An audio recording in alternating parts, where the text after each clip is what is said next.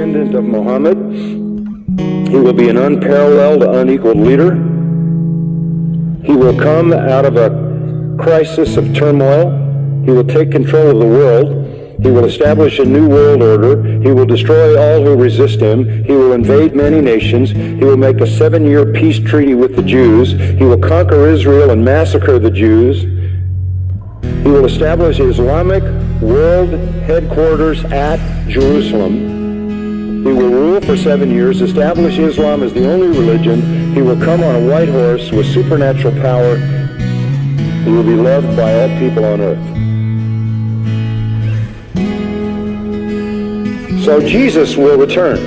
Yes, Muslims believe that Jesus will come again. They believe in the return of Jesus. Not the true Jesus.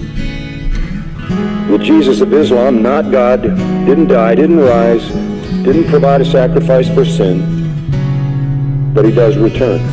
He's a prophet, and he comes back, and he has one purpose when he comes back, and that is to assist and aid the Mahdi. He returns, listen to this, as a radical Muslim. He comes back as a radical Muslim. He will arrive, by the way, at a minaret near Damascus. And he will come back holding the wings of 2 angels who flew him down to meet the gathering army of the Mahdi. In the east, the army of the black flag.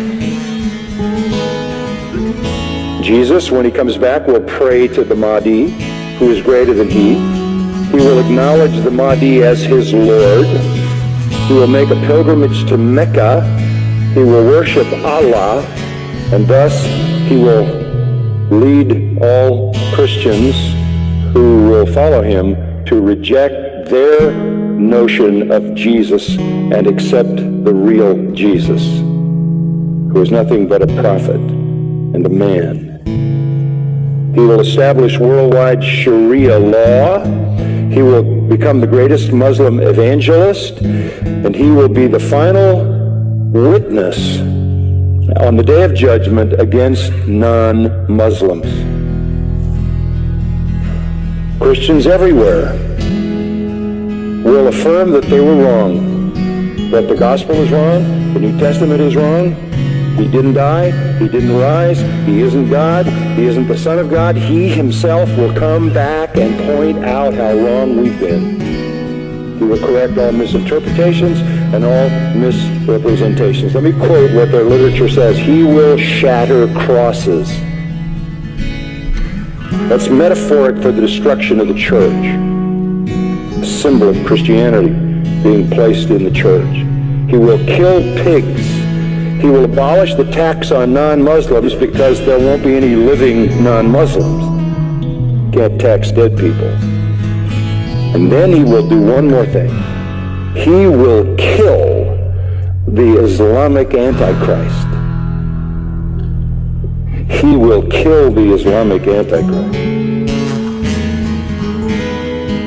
Then he will die and be buried by Muhammad, but not until he has destroyed Christianity by revealing who he really is. One of their writings says he espouses the cause of the Mahdi. He is the Mahdi's executioner. He is the Mahdi's enforcer. He is the Mahdi's prophet. And it is he who kills the Antichrist. That leads me to the third person. The Antichrist will show up. The Muslims call him Dajjal.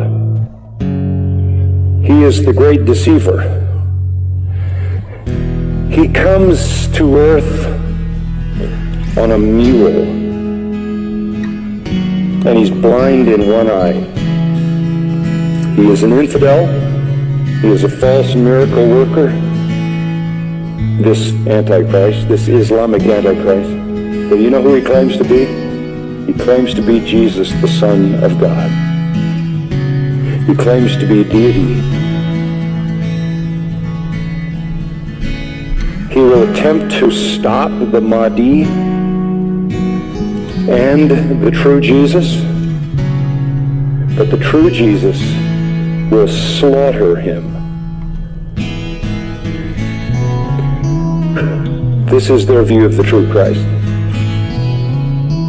Our Jesus is their Antichrist. Our Antichrist is their Redeemer.